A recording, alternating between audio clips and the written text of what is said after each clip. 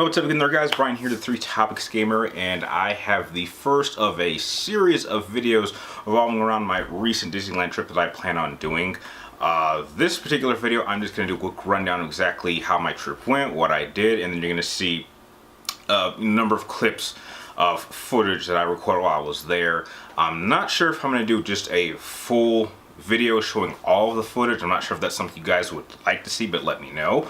And I think a follow-up video after that is I'm basically just going to go over everything that I picked up at Disneyland, which is right here. I'm not going to do that in this video, but I will explain just how it all pretty much broke down. So, my trip first started, I believe, at 3 o'clock in the morning here. I left my job. I literally, I punched out at 2 o'clock, left my car there, and then had to go straight to the bus. And then we took the bus from Vegas to Barstow, took a little break there, and then we got to the park at about 9 o'clock in the morning. So it had just been open for a little bit longer. So the first place that I decided to visit was obviously Galaxy's Edge. Now, I spoke to a friend on what was the best time that I should go to Galaxy's Edge, and she recommended that I go a little bit later, but it had been open for a little bit, so I thought it was safe. Now, I'll be honest with you guys. I do not know what all of these reports are coming from in terms of saying that Galaxy's Edge is failing and how it's a ghost town and how there's no one there. But I honestly don't know what anyone was talking about, because Galaxy's Edge, the one in Anaheim, was packed. It was packed all day. The lines were long. Everything was I would have benefited if it had been empty, but it wasn't. And I'm going to be honest, despite me not liking Disney Star Wars at all, I have to say, it was actually pretty impressive to visit. There was a lot of things to see. There weren't too many characters. Kylo Ren showed up a few times, and he kept choking this one Imperial guy. I don't know what's Kylo's deal of choking people, but after the 5th time of choking this same guy, it just kind of got really odd, because the guy wasn't doing anything bad. He was doing his job. He was just giving Kylo Ren some information. He would just choke him every single time. And I was like, dude, Vader only did that if people annoyed him or did something wrong. This guy is just doing his job. So, why do you feel the need to force choke him every time he says something? I thought was really bizarre. One thing I thought was really amazing was the cast members and how they reacted. They were really into the entire setting. And at first you think it's kind of corny, but it was actually pretty impressive, because it actually kind of helped you become more into the setting you were in. And that was something I had not expected. So while I was there, I did pretty much all my shopping in one place. We'll go into it in the next video. And then after that, I dropped it off at the First Order park, or First Order store, and I actually had it sent to the front desk I was going to pick up at the end of the day. After that, I went to, I'm trying to think what was the first thing I did.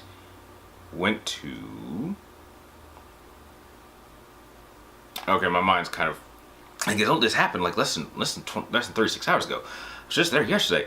I was only at Galaxy. I was only there for a little bit. So, first place we went to Star Tours.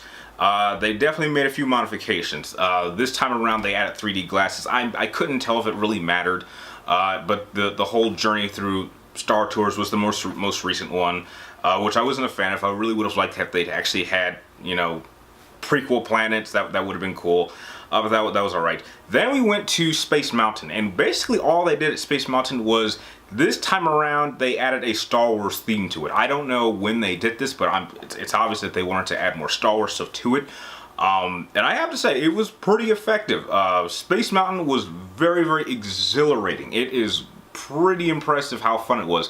And surprisingly, something funny that happened was, there was a wait time for the standby line, and there was a wait time for the fast pass line. Strangely enough, so many people had fast passes that I actually got to the front faster than the fast pass people, because it was a crazy experience. Oh, and I also like to mention that, well, at the beginning of my trip, I actually made a new friend who just so happened to be working kind of in the same building but a different department, and the seat assignment actually put us in the same row, and he was a fellow YouTuber, which you'll probably see him in a number of clips throughout this video. And his name is Jonathan, and he actually has a pretty awesome channel, which I'll be sure to mention at the end of this video, or even in the next video. And I see, after getting out of Space Mountain, I then needed to head over to California Adventure to film the next episode of TBQ. So me and Jonathan split, and he went off to go on a couple of rides in Disneyland, and I headed over to California Adventure. And I went on the Ferris wheel, I recorded TBQ there, and then I wanted to go on Guardians, and I talked about it a lot, and I did a lot of filming on my way to the Guardians Tower, which was originally the Haunted Mansion, not Haunted Mansion, the Tower of Terror building, but the wait time was a little bit long for that. And so I went on the Grizzly River ride, which was closed the last time I was there 3 years ago, so this was the first time I got to go on it, and that was quite an experience, because the ride assured you that you were going to get wet, but it even said that you might get soaked. And one thing that I had not considered, one thing I wasn't aware of, was that near the end of the ride there's this massive geyser that comes up, and if you get hit by this, everyone in your vehicle, your floaty, is going to get absolutely soaked. So I was kind of panicking, and I was too far into the line to want to jump out. So I basically just had to, you know, shut up and just hop in and just go on my ride. And I did get wet, and my Air Jordan Nikes did get soaked, but it wasn't too bad. But we did miss the geyser, so I wasn't completely wet. So that was a heck of an experience. And then I had to head. At this time, it was close to about 4 o'clock. So then I headed back to Galaxy's Edge to meet up with Jonathan again, and I actually got to film his entire experience at Savvy's workshop. And I must say this. At first, I thought the whole build your whole lightsaber thing was really kind of corny and silly and childish, but I gotta say, despite having seen plenty of videos of people going through that, it's a pretty interesting experience to actually be there. And I gotta admit, I was kind of like, I was getting kind of goosebumps from the whole experience, and even Jonathan, he acknowledged that he was kind of getting rather emotional, and I figured, like, you know what, I already picked up the lightsaber I wanted, but if I ever do come back to this place, I think I'm gonna want to build my own lightsaber next time. Yeah, that was quite an experience. And then we went to go on Smuggler's Run, the Millennium Falcon ride, and this line was 70 minutes long. We were in line for an hour, so I don't know where all these reports saying that, you know, it only takes 30 minutes to get to the front. We were there for an hour, and I must say that the Smuggler's Run experience it'll be different depending on who you're with, what you are doing. I've heard a lot of people say that it is the best position is to be one of the two pilots, which I have to agree. I was an engineer. There's like, it holds 6 people, and there's 2 pilots, 2 gunners, and 2 engineers. I was an engineer, so basically all I was doing was just turning to the side and pressing like 1 or 4 buttons, and I think I only did that like 3 times throughout the entire ride. And I think there was one other part where I had to press like a harpoon in order to grab this crate that we had to recover.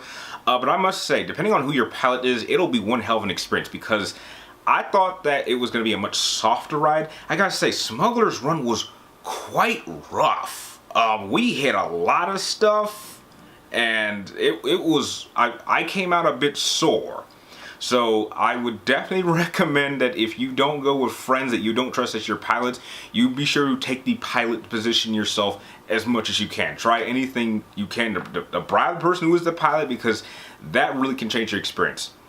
And then after that, it was getting kind of dark, so we headed over to Indiana Jones, and the Indiana Jones ride actually broke down twice. But I did manage to get in through the ride in between parts where it broke down. So it was good there. And then after that, we had to head out. But ironically, me and Jonathan had two different schedules in terms of when the bus was going to show up. I thought that the bus was going to be there at 8:45, and he thought that the bus was going to be there at 9:45. But we followed my schedule, and we got there, and we found out that we came an hour too early. So his schedule was right, so we could have gone on another ride, but because of me, couldn't do that. And that was pretty much all we did at my Disneyland experience. And then we You know, obviously we drove home about 6 hours, took a little break in between, and then I came home and then fell asleep, and now I'm filming this. So overall, I would say that going to Disneyland now is certainly, you know, it's a fun experience. If I had to give it like a rating, I would probably give it an 8. I would not say that it was the best time at Disneyland that I had. That is still saved for the evening of the second day of my second trip to Disneyland, which will be hard to top. But yeah, I had a good time. I wish I had like a second day. I wish I didn't have just 12 hours. I think had I had 2 days, I could have gone on pretty much everything. And yeah, I think it's even better if you go with people that you know. Or heck, if you were someone like me and you happen to make a brand new friend, I think it makes the experience even more so. So that is just a quick breakdown of my experience at Disneyland. Please, again, let me know if you guys would like to see a full-on video of all of my footage that I took while I was there, and be sure to stay tuned because the next video I upload will be a breakdown of everything I purchased at Galaxy's Edge. So if you like this video, don't forget to give this a thumbs up. Don't forget to subscribe to help grow the channel, and be sure to press one of the links in the description so you can join me on all my social media outlets. And like always, thank you guys for watching. You're awesome, and I will see you next time.